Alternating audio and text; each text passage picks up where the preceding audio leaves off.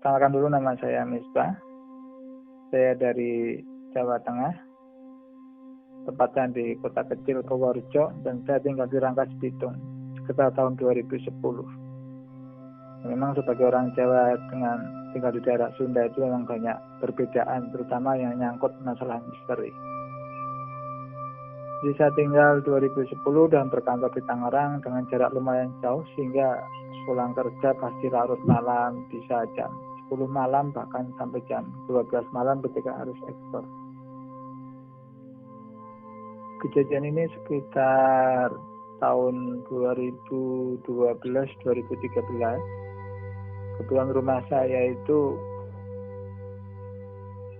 ada di posisi dekat dengan perkebunan sawit, sekitar 5 rumah, dan punya halaman yang cukup luas, sehingga tetangga saya yang kebetulan beliau punya profesi penarik becak suka menaruh becak di samping rumah saya. Memang kami izinkan. Kebetulan malam itu saya pulang jam 11 malam atau jam 12 lah, agak sedikit gerimis. Begitu saya pagarkan mobil, dan saya biasa kalau pulang itu diajarkan sama ibu mertua saya supaya cuci muka, cuci tangan di luar rumah, sama minum air putih sebelum masuk rumah, buat kumur-kumur, sama wudhu di keran luar rumah. Nah, pas saya tutup pintu mobil, saya tuh lihat kok di becak yang terparkir itu ada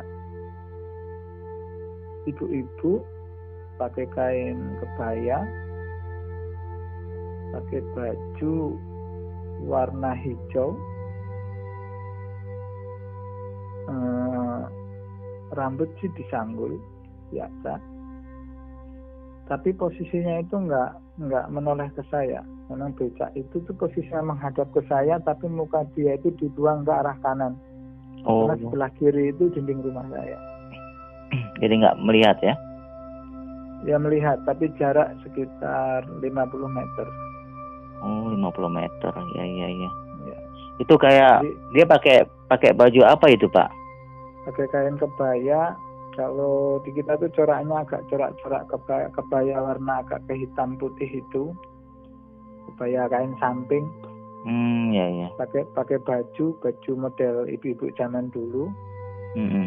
Nah, tapi posisi mukanya itu nggak menghadap ke saya, meskipun becaknya kan menghadap ke arah saya. Jadi dia mukanya itu menolehnya ke kanan. Oh gitu. Karena saya kebetulan memang kurang sosialisasi dengan masyarakat, karena saya posisi kerja, hingga untuk anak remaja atau sebaya dengan saya kenal baik. Tapi ini kan saya pertama berpikir, oh ini ada ibu-ibu numpang berteduh karena gerimis. Tengah malam nih? Jam 11-12 malam. Tengah malam gitu ya? Iya. Berteduh karena gerimis. Di Bapak tinggal di sekitar perkebunan gitu ya? Ya, jadi antara rumah saya kalau mau ke kebun kelapa sawit paling beberapa rumah lah ke belakang. Oh gitu. Dan memang karena kita di perkampungan, meskipun dekat dengan kota Rangkas, kalau toh ada orang nongkrong kan paling di pos ronda. Nah, kalau rumah saya itu memang jauh dari pos ronda. Kalau libur paling orang main ke rumah di saung gitu. Oh gitu ya. Terus Pak?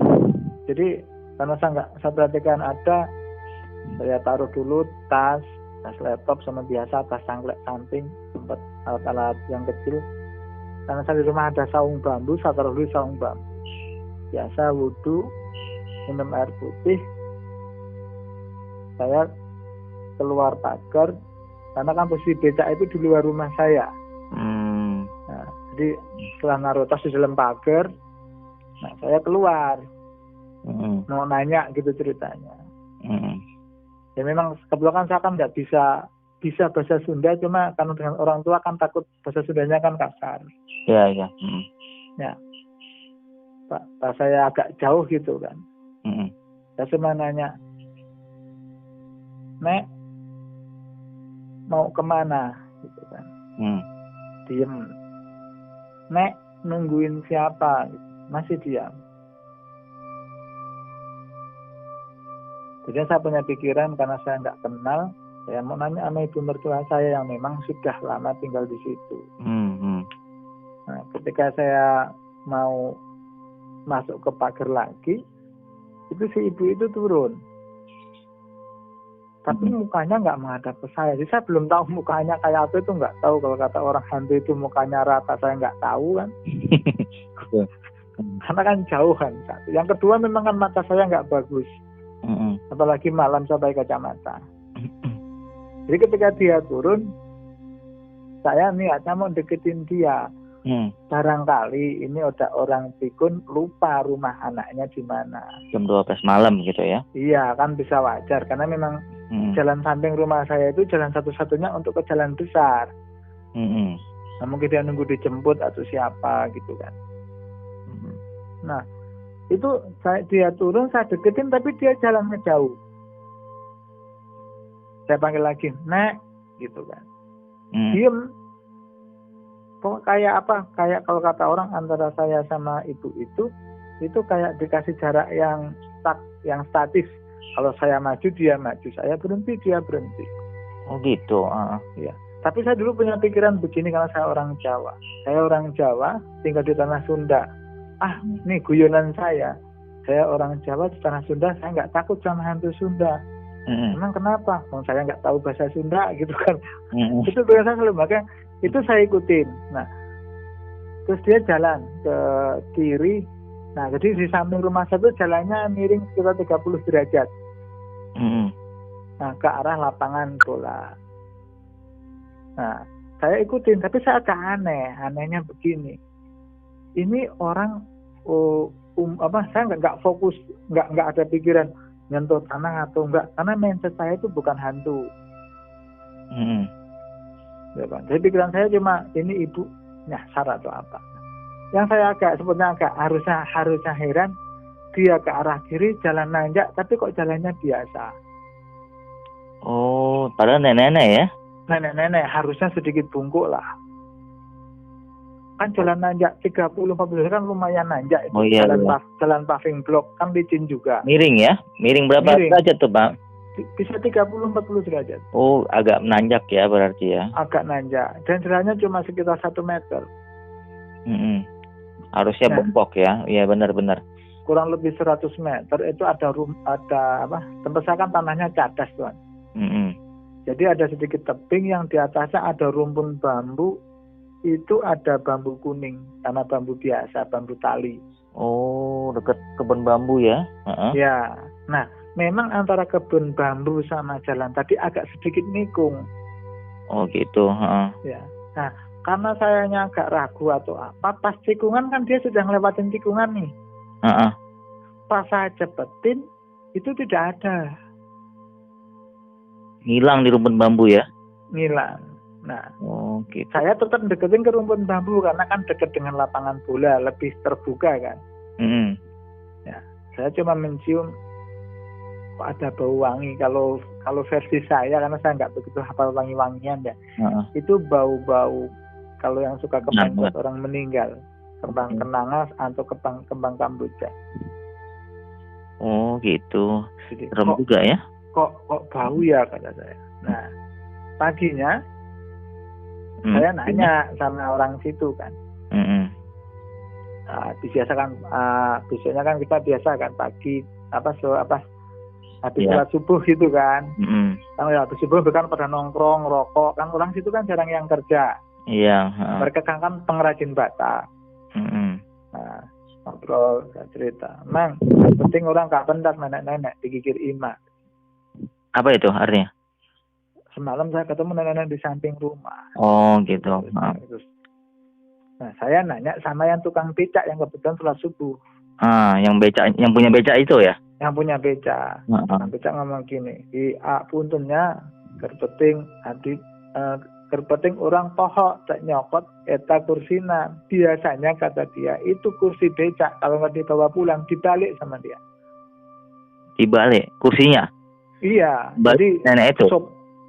Sopanya itu ngadep ke bawah atau dibawa pulang biasanya. Oh gitu. Kemarin Tapi enggak.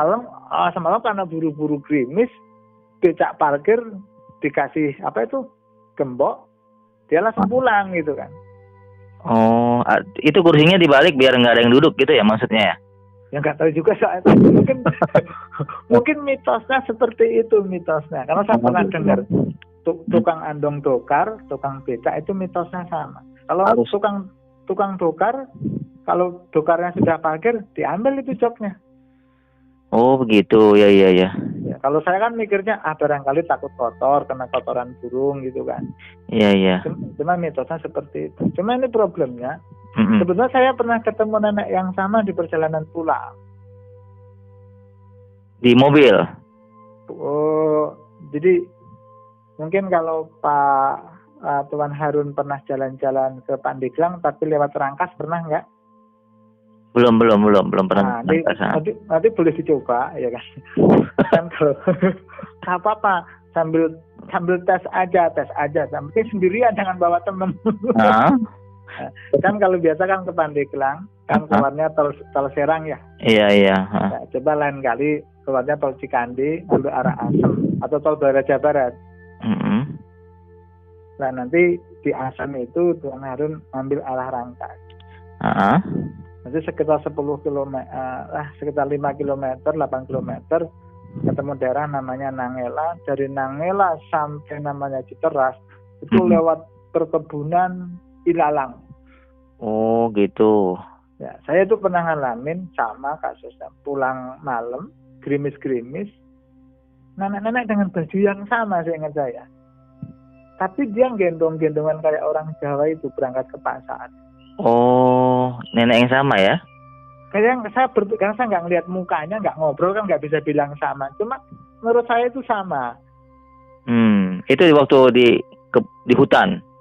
Di ilalang itu, di ilalang jalan namanya kan antara Nangela Citeras itu jalannya sepi sekali itu. Dulu tempatnya begal kata orang situ. Oh gitu. Nah itu ada nenek-nenek gendong jalan ke arah Citeras. Saya berpikir ini orang mau ke pasar belanja. Jam berapa itu? Itu sih udah hampir jam 2 tuan. Jam 2 ya? Hampir 2 mau pagi, berarti orang mau ke pasar kan? Iya. Tapi nggak mungkin lah ya di hutan gitu ya? Sebenarnya bukan hutan sih, ilalang aja, ilalang tinggi, ada pohon jabon, ada pohon albasiah gitu kan. Cuma bukan tempat hunian. Oh iya, tapi nggak mungkin juga nenek tua tiba-tiba di situ ya? Tapi mungkin tuan, kalau dia mau ke pasar. Oh mungkin ya? Karena kan dia nggak mungkin, nenek nggak mungkin naik motor, karena bawa gitu kan. Iya. Beda nggak bisa. Rata-rata orang ke pasar jalan kaki itu udah biasa. Angkot belum ada. Nah, mirip sosoknya.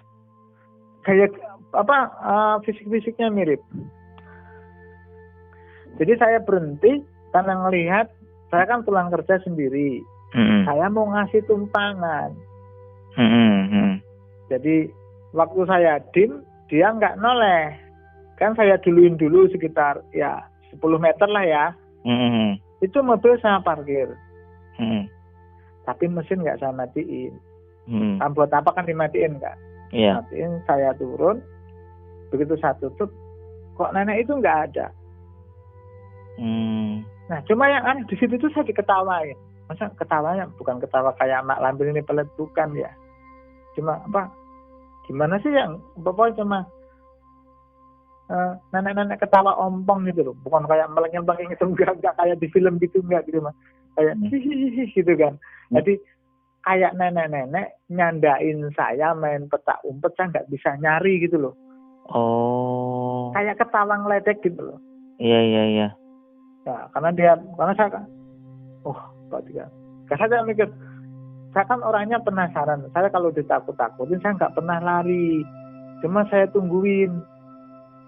Ditungguin dong berarti itu? Saya tungguin. Saya panggil lama lah, habis sekitar 5 menit lah. Saya tungguin. Ya saya masuk mobil lagi. Nah, ketika mau sampai Citeras ada warung kopi buka. Kan situ banyak supir truk parkir. Iya. Nah, saya nanya sama bapak yang jualan kopi. Kalau saya sudahnya kasar, Pak, tadi saya ketemu nenek-nenek bawa gendongan. Karena kasihan, mau saya kasih tumpangan, barangkali mau ke pasar. Terus kenapa kok pas saya turun kok nenek itu nggak ada, malah ada yang ngetawain, kata dia. Ah dek, nggak apa-apa, kata dia. Mana ngomongnya bisi hayang wau, mungkin mau kenalan gitu. Nah ternyata ada rumor begini, ini rumor yang situ. Kalau ya? Rumor yang didengarkan satunya kan mereka yang cerita. Iya. Itu biasa itu kadang memang ada supir yang sengaja ngasih tumpangan. Katanya ini kan, kalau ini kan saya nggak bilang, ini kan cerita bukan saya sirik musrik atau apa ya. Iya. Kita kalau ngasih tumpangan dia, kalau mobil umum suka dikasih uang ongkos, tapi uangnya suka jadi daun kamboja. Oh, katanya ini kan kalian kan cerita dari dia, saya kan nggak mengalami. Itu uangnya suka disimpan, kata dia. Yang suka main judi buat judi bagus, katanya. Pokoknya hoki gitu kan. Itu uang buat ya, itu cerita mitos masyarakat sekitar ya. Mitos masyarakat sekitar. Misalkan kan ada bis Bulan Jaya, bis Komara, mungkin bis apa itu KCU kan. Terus sekali-kali iseng boleh nanya ke supir. Tapi mereka sering jumpa nenek-nenek itu. Kalau saya nggak pernah interview armadanya kan. Cuma boleh iseng-iseng gini, pamannya nanya sama awak busnya. Pak, saya kemarin malam-malam lewat sini ketemu nenek-nenek gendong gini-gini gitu Pak. Kok ada Pak ya malam-malam? Jadi dia akan lanjutin cerita kita. Oh. Jadi kita mancingnya saya malam Jumat lewat sini ketemu nenek-nenek. Itu malam Jumat tuh ya? Malam Jumat. Oh, jadi dia nongol tiap malam Jumat gitu ya? Ya nggak tahu juga, saya nggak tahu jadwalnya situ Pak. Yang dan Bapak yang tadi saya takutnya dia ada nongol malam lain, cuma saya ketemunya malam Jumat. Oh, 2 kali ketemu malam Jumat. 2 kali. Memang kalau di apa? Daerah memang banyak. Karena saya tuh nggak pernah yang ketemu serem kayak di TV ya, pocong gitu kan. Kemudian kayak ketemu kuntilanak gitu kan. Tapi ini sosoknya nenek-nenek ya. Kalau saya katakan terus untuk bikin berani itu suka bikin pikiran yang lucu di saya. Biar kalau ada pocong malam ya. Iya, misal kalau kita ketemu pocong, berarti kita ngelewatin portal, pocong nggak bisa ngejar kan. Karena kan dia kan harus loncat-loncat kena portal balik. Saya selalu berpikirnya tuh logis begitu aja. Tapi karena memang tiap hari harus lewat itu sampai sekarang, ya mau nggak mau, kalau ada apa-apa tadi saya tungguin Tuhan. Saya nggak ada pilihan jalan lain. Oh, jadi lewat situ ya? Oh, tiap hari lewat situ ya. Kalau takut paling ini bukan takut ya. Kalau kurang yakin gitu ya. Udah spion tengah saya balik ke bawah. Apanya? Spion tengah. Spion tengah dibalik. Oh iya. Sebetulnya bukan karena takut ngelihat. Takut kita pengen ngelirik, tahu-tahu mobilnya jeblos gitu. Oh iya. Kita kadang kalau nggak fokus kan, ada nggak ya gitu. Karena kita nggak jalannya belok, kita nggak terasa. Ya, saya tanya sama orang yang saya bisa bayangin tuh jalannya kan gelap gulita kan itu. Terus nggak lurus tuh Bang, nikung halus gitu. Kayak kalau ke Bogor lah kan nggak ada tikungan tajam kan, halus gitu kan. Iya kayak di Pandeglang lah ya, atau keluar jalan kayak jalan-jalan Pandeglang ya, Mandalawangi gitu ya. Itu kan beloknya nggak terasa kan. Nggak terasa, halus-halus. Kalau nggak fokus tahu banyak keluar jalan. Tapi emang gelap banget, jadi aura mistisnya emang daerah sana tuh kental gitu kan. Iya tuh. Jadi jam 9 malam aja kalau kita lewat daerah Mandalawangi itu udah terasa itu aura mistisnya kan gitu kan. Hampir sama saya rasa dengan Rangkas ya. Dia mulai dari Mengger tuan ya. Mengger. Emang pernah sih lewat Mengger situ ke jam tua, cuma kalau situ nggak pernah ketemu. Oh iya. Karena kan kuburan keramat kan banyak juga ya di Banten. Dari sana ada kuburan keramat nggak, Kang? Di dekat rumah ada. Tapi orang mengenalnya sebagai kuburan ya ini. Yang ziarah kebanyakan orang jauh. Ini nggak tahu Pak, saya kalau pas ketemu gitu di musola gitu kan. Pak ziarah kemana? Gitu, kuburan ya ini. Dari mana Pak? Dari Tangerang lah, dari Bekasi. Kok tahu Pak? Ada yang ngasih tahu suruh ke sini. Gitu. Titik lokasinya di sini. Gitu. Oh gitu. Kita cerita nih back to laptop. Nenek-nenek tadi warga sekitar emang sering ketemu. Saya pernah nanya, itu ada yang bilang begini, ada yang cerita begini nih, yang kebetulan kan saya kan pengurus di musola dan sesepuhnya kan orang yang dituakan di kampung situ. Gitu kan, ini nenek-nenek nih kalau ada orang kerja lewatin jam sholat gitu kan, dia suka iseng, misal kan jam 12 waktu sholat duhur gitu kan. Iya. Nah, kadang orang lagi ngebor, tahu-tahu colokannya dicabut, listriknya mati gitu kan. Oh gitu. Orang lagi kerja, tahu-tahu nimpuk apa, tapi nggak membahayakan. Orang situ yang cerita. Oh, kalau lewat jam sholat ya? Bayang lewatin jamnya orang normal kerja. Orang kerja jam 12 nanggung di 12. Dia nggak suka. Oh gitu. Ya. Jadi tahu nih Pak cerita di arah sana. Oke lah kalau gitu. Terima kasih banyak Pak Misbah udah berbagi cerita ke kita semua, ke subscriber Grapadi. Semoga jadi pelajaran. Saya juga pernah nulis cerita ini kalau nggak salah di Twitter saya pernah. Oh pernah nulis ya di Twitter ya? Iya. Iya. Jadi cukup serem juga ini. Gitu. Oke, izin tayang ya Pak ya. Oke Pak. Ya, assalamualaikum warahmatullahi wabarakatuh. Waalaikumsalam warahmatullahi wabarakatuh.